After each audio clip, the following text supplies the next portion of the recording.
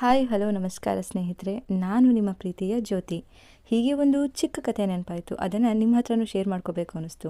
ಆ ಕಥೆ ಏನಪ್ಪ ಅಂದರೆ, ಒಂದು ಸಮಾಜದಲ್ಲಿ ಒಬ್ಬ ಪ್ರತಿಷ್ಠಿತ ವ್ಯಕ್ತಿ ಇರ್ತಾನೆ.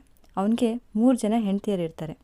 ಅದರಲ್ಲಿ ಮೊದಲನೇ ಹೆಂಡತಿ ತುಂಬ ರೂಪವತಿ, ಅವಳ ಸೌಂದರ್ಯವನ್ನು ಮೀರಿಸುವಂಥವ್ರು ಯಾರೂ ಇರೋದಿಲ್ಲ.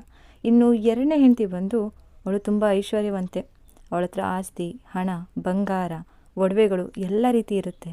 ಇನ್ನು ಮೂರನೇ ಹೆಂಡತಿ ಬಗ್ಗೆ ಈಗ ಮಾತಾಡೋದಿಲ್ಲ, ಕೊನೆಯಲ್ಲಿ ಹೇಳ್ತೀನಿ. ಹೀಗೆ 3 ಜನ ಹೆಂಡತಿಯರ ಜೊತೆ ಆತ ತುಂಬ ಸುಖವಾಗಿ ಸಂಸಾರ ಮಾಡ್ತಾ ಇರ್ತಾನೆ. ಒಂದು ದಿನ ಆ ವ್ಯಕ್ತಿಗೆ ತುಂಬ ದೊಡ್ಡ ಕಾಯಿಲೆ ಬರುತ್ತೆ. ಇನ್ನೇನು ಆತ ಬದುಕೋದೇ ಇಲ್ಲ ಅಂತ ನಿರ್ಧಾರ ಆಗುತ್ತೆ. ಆಗ ಆತ ಕೂಡ ಯೋಚನೆ ಮಾಡ್ತಾನೆ, ನನಗೆ 3 ಜನ ಹೆಂಡತಿಯರಿದ್ದಾರೆ, ನಾನು ಇವ್ರಿಗೆ ಇಷ್ಟು ಪ್ರೀತಿ ಕೊಟ್ಟಿದ್ದೀನಿ, ನೋಡೋಣ ನಾನು ಸತ್ತ ಮೇಲೆ ನನ್ನ ಜೊತೆ ಯಾರು ಬರ್ತಾರೆ ನೋಡೋಣ.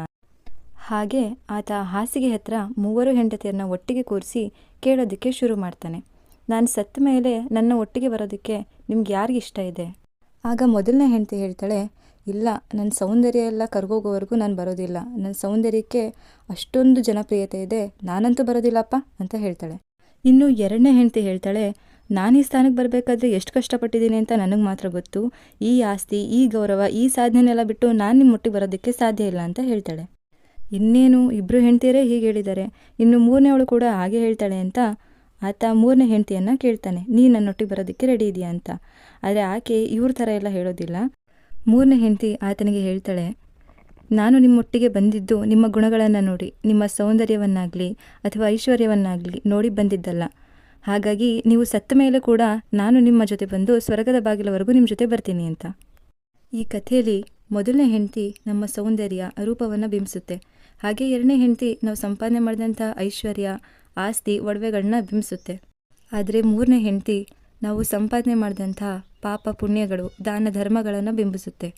ಹಾಗಾದರೆ ಕೊನೆಯದಾಗಿ ಈ ಕಥೆಯ ಸಂದೇಶ ಏನಪ್ಪ ಅಂತ ಹೇಳಿದ್ರೆ, ಒಬ್ಬ ಮನುಷ್ಯ ಎಂಥ ಸುರದ್ರೂಪಿಯಾಗಿದ್ದರೂ, ಆತ ಎಷ್ಟೇ ಆಸ್ತಿಯನ್ನು ಸಂಪಾದನೆ ಮಾಡಿದರೂ ಕೂಡ ಆತನಿಗೆ ಸತ್ತ ಮೇಲೆ ಕೊನೆಯಲ್ಲಿ ತನ್ನ ಜೊತೆ ಬರುವಂಥದ್ದು ತಾನು ಮಾಡಿದಂಥ ಪಾಪ ಪುಣ್ಯಗಳು, ದಾನ ಧರ್ಮಗಳು ಮಾತ್ರ ಅನ್ನೋದು.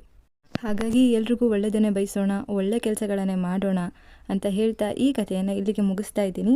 ಮತ್ತೆ ಇನ್ನೊಂದು ಇಂಟ್ರೆಸ್ಟಿಂಗ್ ಕಥೆ ಜೊತೆ ನಾಳೆ ಮತ್ತೆ ನಿಮ್ಮನ್ನು ಭೇಟಿಯಾಗ್ತೀನಿ. ಅಲ್ಲಿ ತನಕ ಶುಭ ದಿನ.